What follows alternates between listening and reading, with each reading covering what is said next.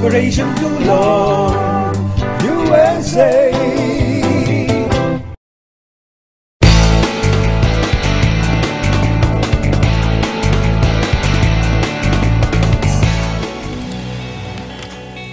Maraming salamat mga ka-Pilipino at mga ka-OFW. Minsan pa ay narito kami at maglilingkod ng pambayad sa inyong lahat.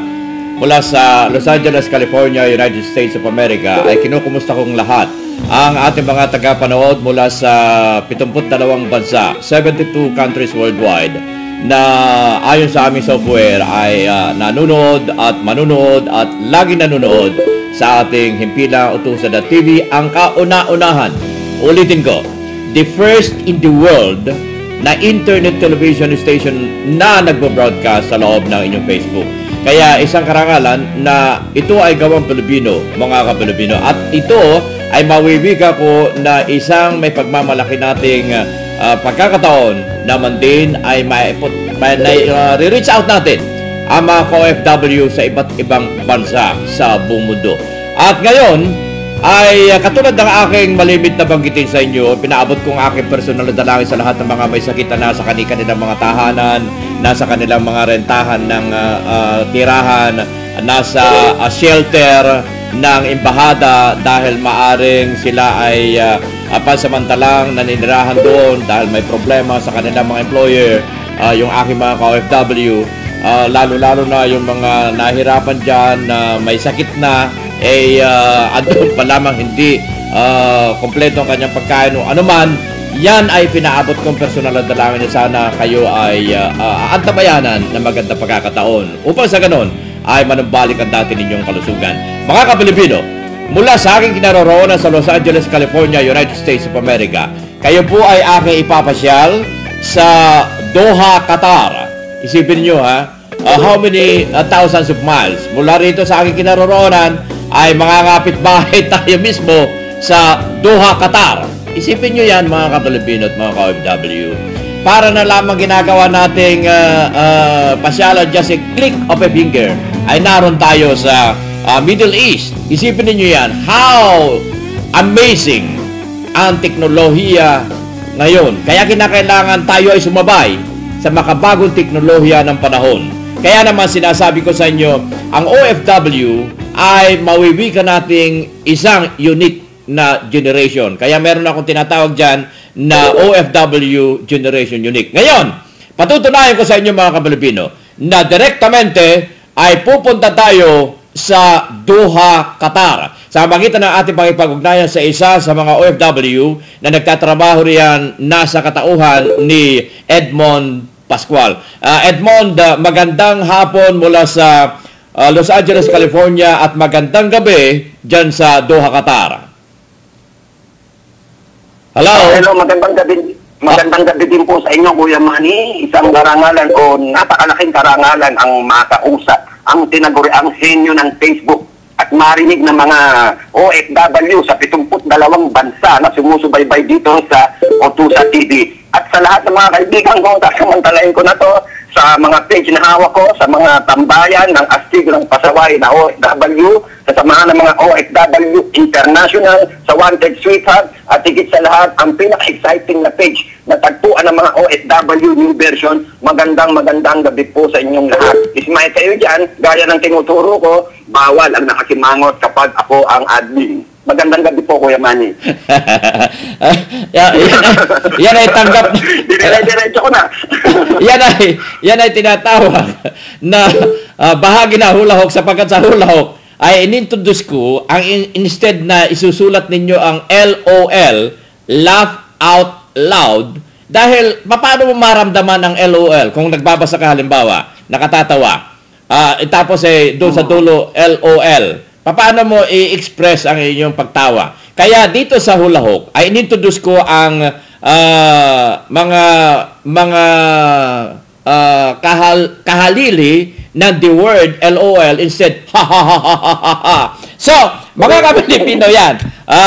Isa rin sa kaipala sa kasabihan ni Edmond na huwag kayo sisimangot dahil kapag sisimangot kayo, ano mangyayari niyan? Kukulabin ko kayo.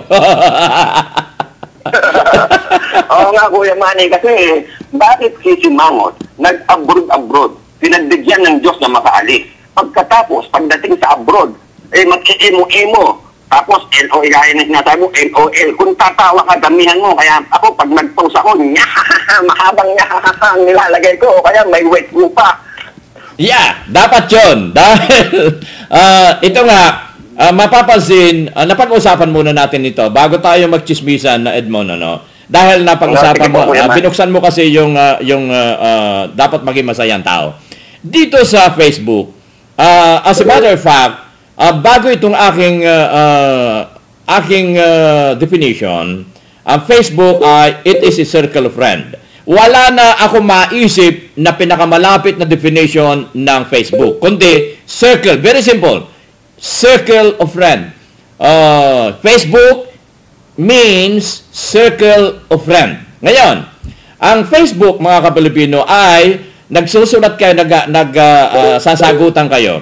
Not necessarily na huwag kayo mahihiya na kung ano yung isusulat ay mali ang spelling o kaya mali ang grammar. Mga Kapilipino, para sa akin ang Facebook ay yung kahit na telegrama yung sinasabi riyan ay admitted. Kaya huwag niyong papansinin at huwag niyong pipintasan kung ang inyong mga naisusulat o sinusulat na isinasagot ng inyong kausap ay wrong grammar o kaya wrong spelling o kaya kulang ang letters. Mga Kapilipino, ang Facebook ay sagutan yan ng mabilisan.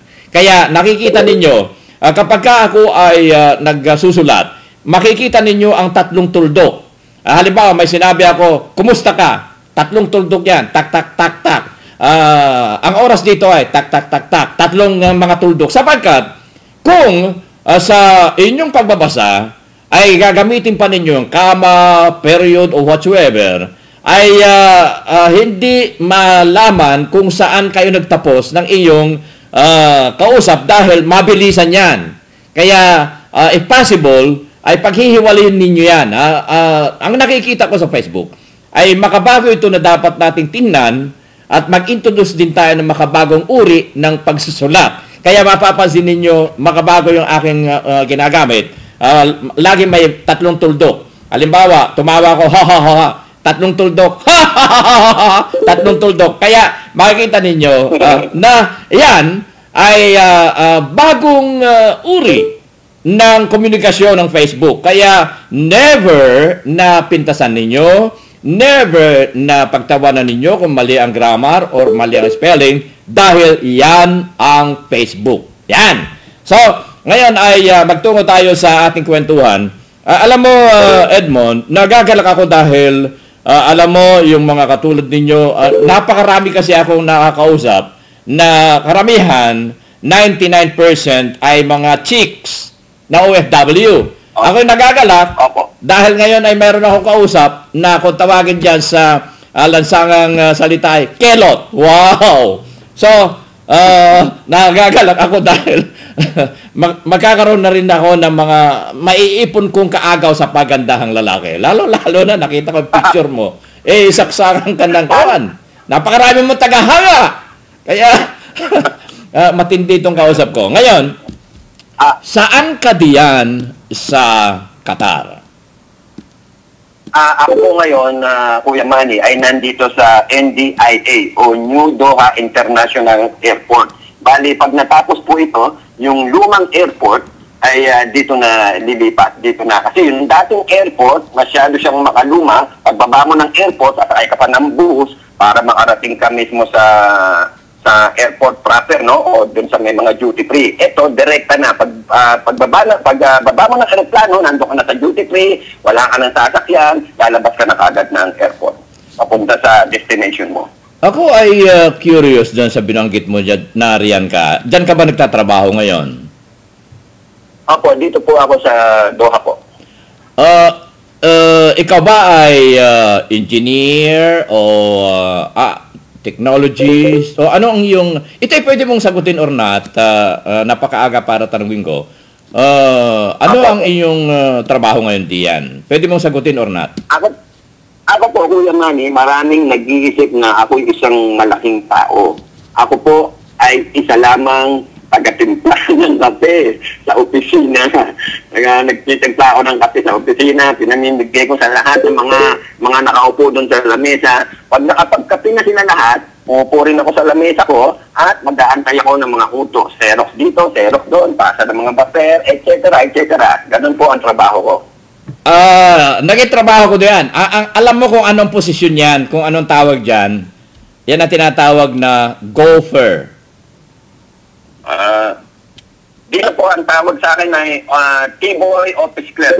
Kaya pagandahin natin ang mga position. Hindi ko sinasabi yung position mo, ano? Dahil naging position ko rin yan nung ako ay bago pa lamang sa radyo. That was 48 years ago. Yan ang trabaho ko, gopher. Pinaganda ko yung taga-timpla ng kape, taga-Xerox, mga ganon. Ang ibig sabihin ng gopher ay go for coffee, go for Xerox copy, go for, kaya pinaganda ko, gopher. At any rate, kay ano man ang ating trabaho, kaya ako naitanong kasi yan dahil nariyan ka sa airport ng Qatar, Doha, Qatar. Magtungo naman tayo kung bakit ka napunta riyan. Taga saan ka sa Pilipinas? Lumaki po ako sa Marikina at ng mga pag-asawa ko ay nakabili kami ng bahay sa may Kogyo, sa may Antipolo po. Di sarado na pala yung mga tagahanga mo, binanggit mo may asawa ka. Sorry. Hindi ko po itinatago na may asawa ako. Katunayan, sa wall ko, nakapaskil doon yung kasal naming mag-asawa. Kasi isa yung paraan ng patiwas no po, sa mga, alam niyo naman, kapag OFW, kapag pinasok na ng mga magagandang chicks, pagsilip niyo sa profile ko, married na. Iwasan ko na ang, alam niyo na, ang mga tukso, ganyan po. Very good. Okay, so wala kang probinsya, kundi nandun ka sa Metro Manila, Marikina, or galing ang iyong lahi sa somewhere else sa Pilipinas? Ang tatay ko po ay purong Kapampangan. Taga Bulacan po siya, pero pinanganak at lumaki ko sa Manila. Ayun. Bago ka napunta sa Doha, Qatar, saan ka naman nag-aral at nagtapos ng iyong edukasyon? Nakatapos po ako ng tourism sa PUP, pero habang nag-aaral ako sa PUP, ay nagtatrabaho ko sa Hotel Intercon sa Makati bilang waiter. At nang makatapos ako, hindi na ako umalis doon sa Intercon bilang waiter. Kasi akala ko noon maganda. Malakas kasi ang tip doon sa Intercon. Akala ko ay doon na ako tatagal. Pero nung ma-implement yung centralized tip, kasi sa tip lang ako nabubuhay no, Kuya Manny. Halos sa triple ang dala kong sweldo. Kapag ang bayad ko per araw, yung nakukuha kong tip, halos triple. So, happy na ako noon Nung pinairan na yung centralized tip, yung ihuhulog mo yung tip sa isang box, at pagkatapos hati-hati kayo. pagdating ng buwan, at hati-hati kasama gwardiya, kasama lahat-lahat, cook, checker, ano-ano pa, lumiit. So, halos 7 pesos na lang natatanggap ko kumpara sa 300 a day dati. So, ganon, na lumipat ako sa Aristocrat Restaurant bilang waiter at yun na hindi ko na nagamit yung profession ko. Kagaya din ng mga guro na hindi nila nagamit yung kanilang profession, no? Na naging TH sa iba't ibang lugar. Ganon din ang naging kapalaran ko sa buhay. Okay.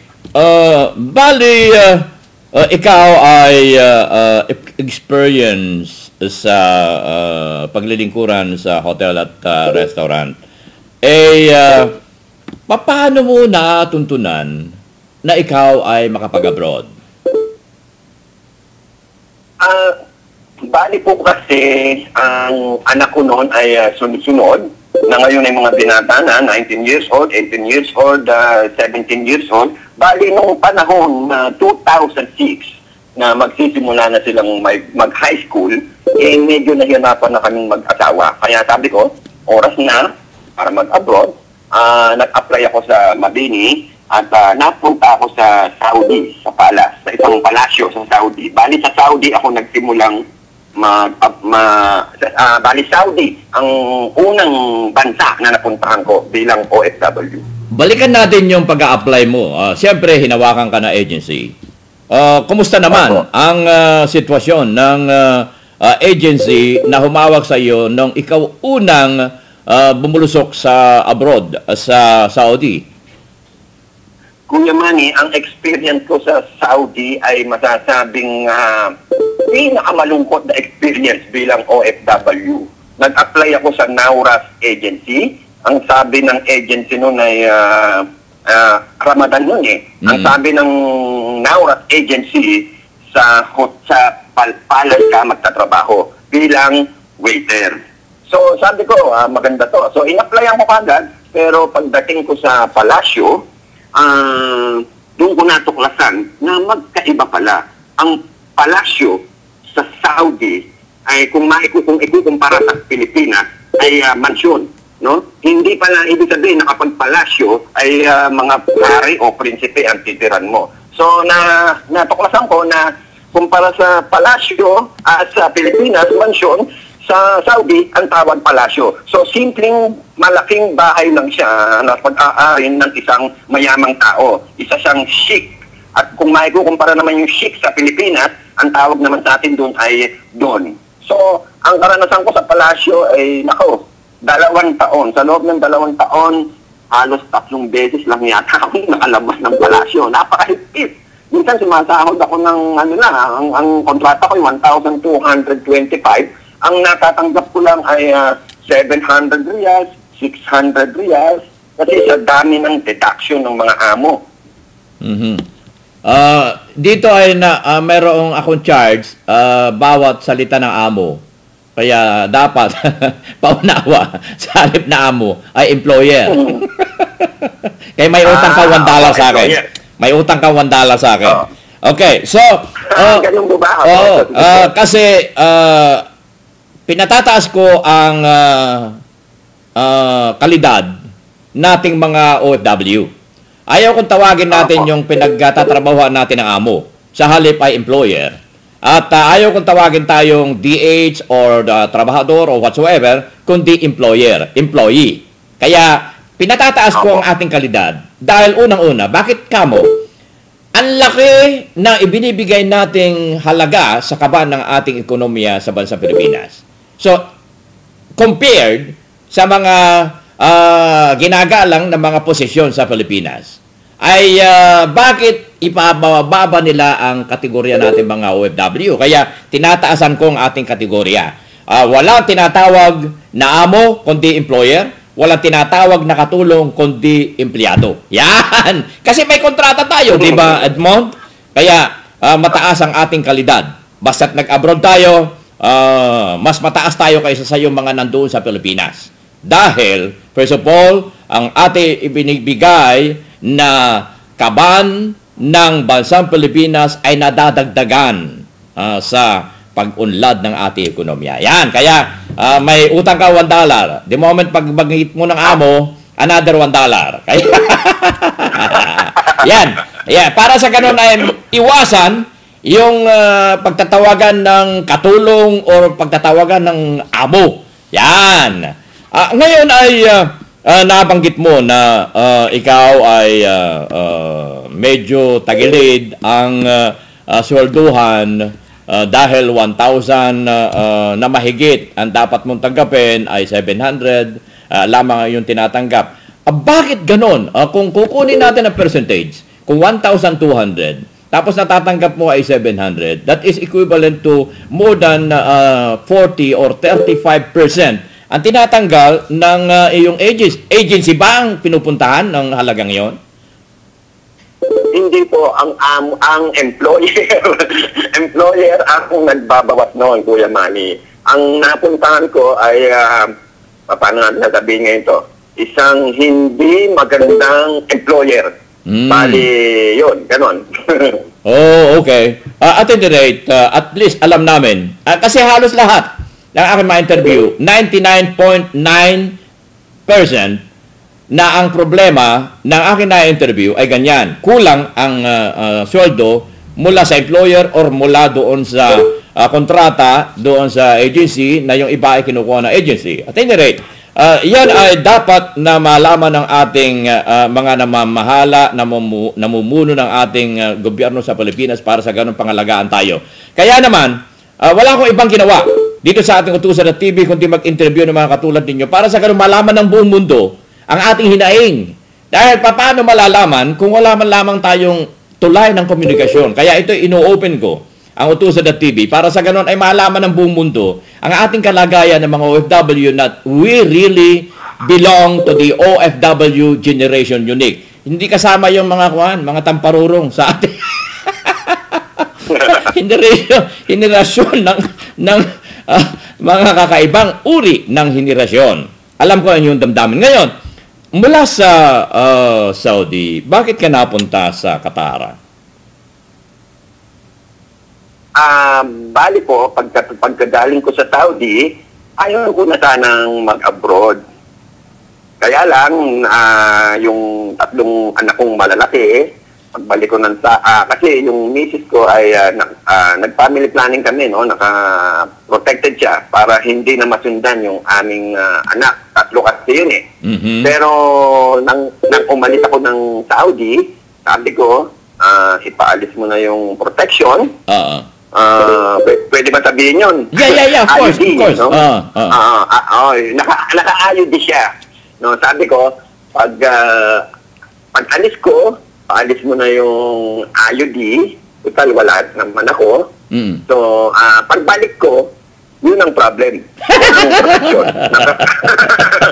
ang 2 taon, nakabuo uli ng baby. So, alam mo naman, 2010, iba na ang halaga ng pera.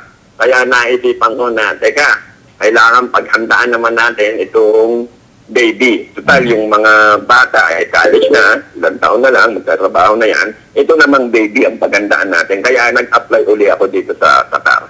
Mm-hmm. Bago ako magtungo sa mga iba pang katanungan, babasahin ko itong mga narito ngayon sa... Kasi nag-broadcast tayo sa loob ng Facebook. So, ito, babasahin ko yung mga sinulat nila rito.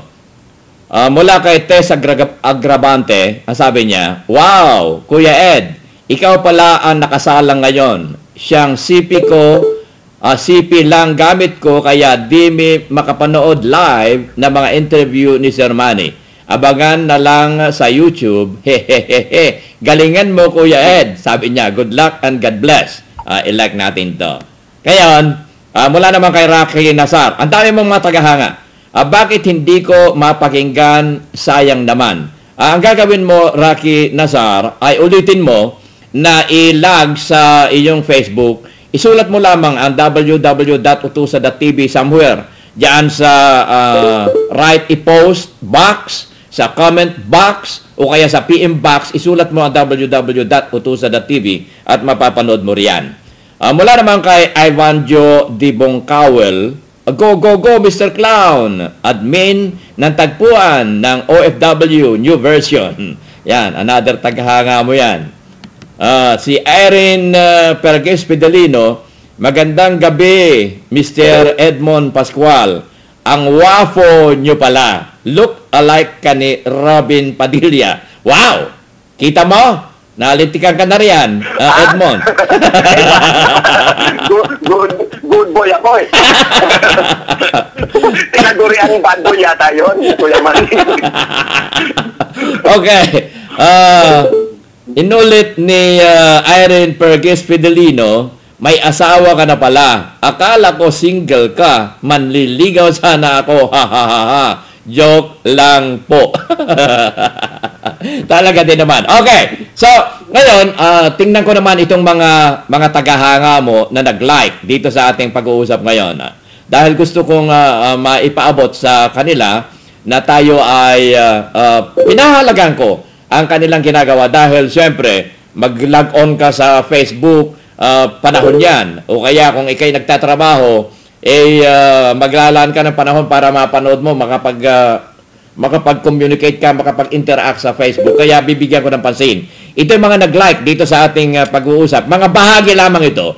Aiza Almasan, Frozen Heart, Nalin Soto Araneta, Biolan Vasquez Bisana, Jack Blaca, Lovely Girl, Tess Agravante, John Lisa Santillan Ferrer, Miss London Fax, Sarah Jane Francisco, Linsky, Regis Renren, Irene Pergis Fidelino.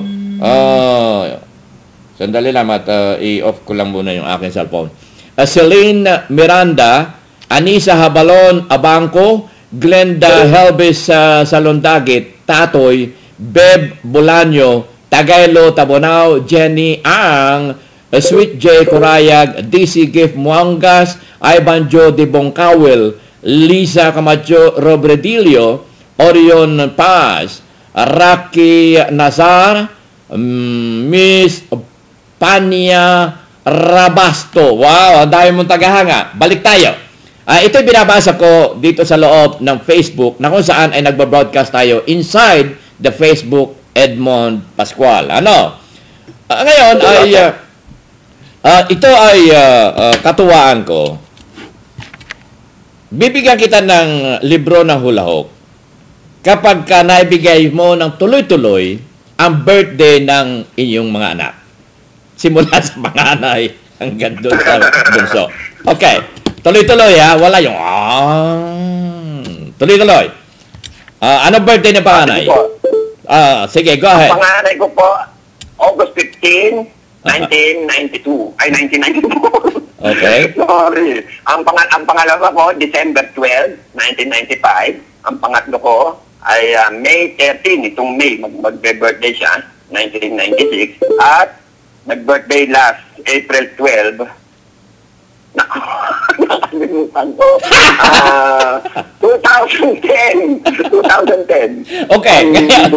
Ngayon, dahil sa medyo meron ka maling isa, no? Ito, i-consider ko, pag masagot mo ito na hindi nag-iisip, ay isang libro ang ibibigay, padadala ko sa iyo, na hulahok, na sinulat ng inyong lingkod. Ano ang date ng inyong kasal ni Mrs.? February 26, 1994. Wow! Mayroon kang isang libro.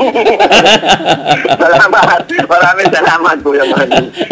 Yan ay bahagi ng ating katuwaan dito. Dahil gusto ko kayong humalakhak lagi sa ating pag-uusap. Kaya mapapansin ninyo dito sa ating Utusan.tv, lalo-lalo na sa programa ng inyong lingkod. Sinasabi ko nga hindi ito programa, kundi mismong ang ating himpilan na Utusan.tv. Ay gusto ko maging masaya tayong lahat. Maging doon sa aking mga group at fan page ay laging masaya ang aking pinipicture sa inyo. Bagamat, ito ay very ironic. Hindi kasi ako marunong ngumiti sa mga retrato ko. Kaya very ironic na lahat ng mga retrato ko nakasimangot ako. Pero deep inside, tumatawa yan. Hindi lang kasi marunong mag-posing eh. Kaya huwag kayong magtaka kung lahat ng picture ko ay nakasimangot. Marami nagsasabi, galit kaya yata Kuya Manny. Hindi lang ako marunong mag-post ng nakatawa. Pero ang loobin ng retratong yon, kita naman ninyo kung gaano ako bungis-ngis. Bungis-ngis ang inyong lingkod. Numero 1 yan. Ngayon ay gusto ko malaman, diyan sa Doha, Qatar, dahil ikaw ay aktibo sa Facebook, anong year nung natuklasan mo na napakahalagang komunikasyon, napakahalagang medium of communication ang Facebook? Anong year? Kuya Manny, bali nang nasa Saudi ako, ang una kong naging hobby, no, yung magsulat ng mga tula, ng mga composition. 2007, nagsusulat ako sa Saudi kasi. Tapos, nung mauwi ako sa Pilipinas, nauso Facebook, sinimulan ko na yung pagpo-post muna sa mga wall ko. At pagdating ko naman dito ng 2010, dinire-diretso ko na kasi sinuha ako ng samahan ng mga OFW International bilang admin. Ito, sandali lang dahil mayroon kang bagong mga tagahanga rito. Si Weng de la Cruz, sabi niya, Wow! Narinig ko na rin si Bro Ed. Ano sabi niya? Tapos dito sa mga nag-like naman dito sa kabila, ay iba rin ito, ano? Doon sa mga nabasa ko doon sa kabila kanina na nakapost dito sa aking mga pages at groups. Brainless, Krishna Porlares, Mafi Gargar, Say Kems Exile Spinks, Nasumi A. Diaz, Nerissa Abelito, Glenny Turaha, Cheryl Abigail Domingo Rodriguez, okay, Marian May Manday, Lynn Marquez, Jaan Ski Galanza, Iris Pania Rabasto, Demetrio Bong Raguda Rapanan. Ayan yung mga bago na nakalista ngayon dito sa akin na kung saan ay binasa ko yung mga ipinaabot nila na paghanga sa iyo. Ngayon, magbalik tayo. Diyan sa iyong pagiging aktibo sa Facebook, sabi mo ay nagko-compose ka, susulat ng mga tula. Meron ka ba nakahandang tula ngayon na iparinig sa amin?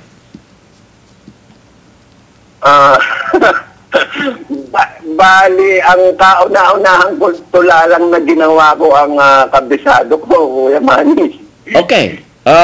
Pwede mong buklatin at hanapin kung saan para basahin mo. Pero kung may nakahanda ka na ngayon, ay go ahead.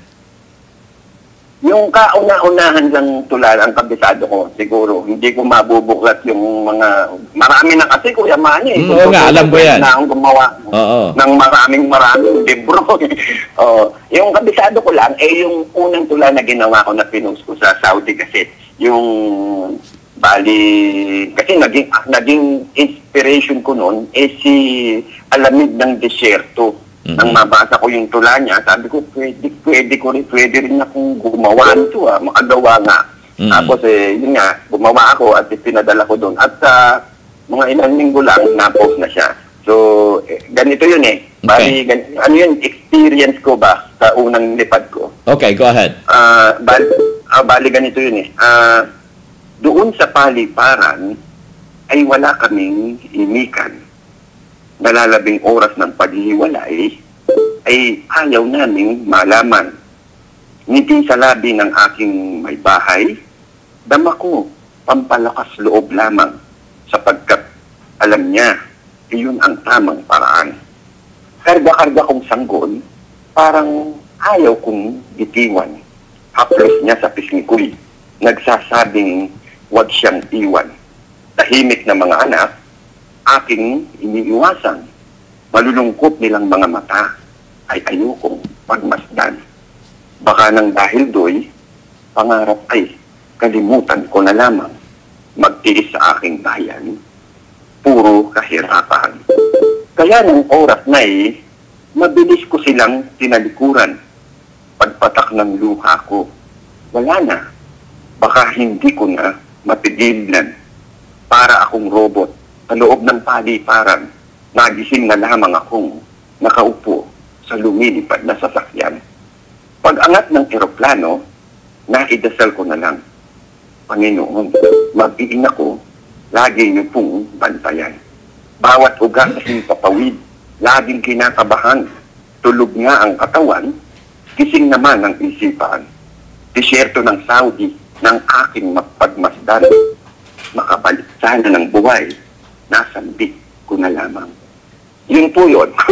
Wow! Ang ganda naman. Nakakabagbag damdamin at nararamdaman ang bawat katagat salita. Wow! So, ngayon ay magtungo naman tayo sa meron ka bang natatandaan na hindi mo makakalimutan na nagawa sa Facebook na maaring nakatulong ka or maaring isang bagay na hindi mo makakalimutan na gawa mo sa Facebook? Bali, nang mag-post ako sa Facebook, unang post ko kasi sa Facebook ay joke agad eh. Nung kinuha ko ng samahan ng OFW International, At nagpakangako, sabi ko, ano ba yung admin na yan? So, sabi niya, kasi magaganda yung mga tula mong nababasa ko. So, baka gusto mong mag-admin para makapaglingkod ka sa mga kabayan natin. Ang unang nagbigay sa akin ng inspirasyon o natawa ko, nung mag-post ako ng unang post ko, yung Mariosip na dollar yan. Tapos nung tuloy-tuloy na yung pagpo-post ko. Okay. Natutuwa ako na nakikita kong maraming natatawa. Kasi bilang OFW, alam ko mga nag-iisa lang sa kwarto yan no? Nang ma-invento yung Facebook, nagkaroon ng daan para, kasi dito, katulad ko ngayon, ang harap ko lang, puro ding-ding. Kung wala tong Facebook, malungkot, di ba? Yeah, right. Naisip ko, lahat ng tao ngayon ay nakatutok sa Facebook. So, natutuwa ako na nakikita silang masaya sa mga post ko o sa mga ginagawa kong o sa mga pinopost ko sa Facebook. Nasubukan mo na bang dalawin ang hula hook Facebook jokes na grupo ng inyong lingkod? Lagi akong nakasilip sa hula hook. Kuya Manny, ang huling silip ko doon ay nung sumali nang manalo si Beb Bolaño. Lagi naman nananalo yun eh. medyo abang pag nagtatanong ka, nagse-search ako sa Google kasi gusto ko yung tama agad ang sagot ko eh. Pag hindi ko mahanap yung tamang sagot, nanonood-nood na lang ako. Katunayan, mayroon akong iniwan ngayon dahil nga sa interview natin, binuksan ko yung hula hook question number 62. Ano ang dinagdag ko ngayon to dahil marami nagtatanong na sabi nila, hindi naman, Tagalog na yan, Kuya Manny, bakit mo tatagalogin pa? Kaya idinagdag ko ngayon ng dissectionary, instead na dictionary, dissectionary Tagalog ng bilihan ng boto. Yan ngayon yung aking pinasasagot, bilihan ng boto. Ano ang dissectionary Tagalog ng bilihan ng boto? At any rate, ito ay dalawang tanong na lamang ang nais kong ibahagi sa iyo. Sa loob ng 5 taon, nasaan ka sa iyong haka-haka o sa iyong gunam-gunam? Malalim, Kuya Manny, pakiulit nga po.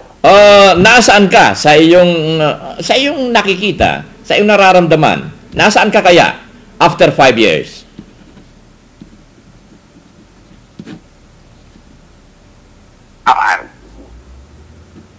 Wala bang mas mababaw po, mas mababaw. Okay. Nasaan sa nakikita mo, sa nararamdaman mo ngayon? Nasaan ka kaya? Nasaan ka? OFW ka pa rin ba? Magtatayo ka ba ng negosyo? O mag-retire ka na after 5 years? Sa palagay ko, magtatagal pa po ako dito eh. Magtatagal pa po ako dito hanggang sa kaya kong magtrabaho.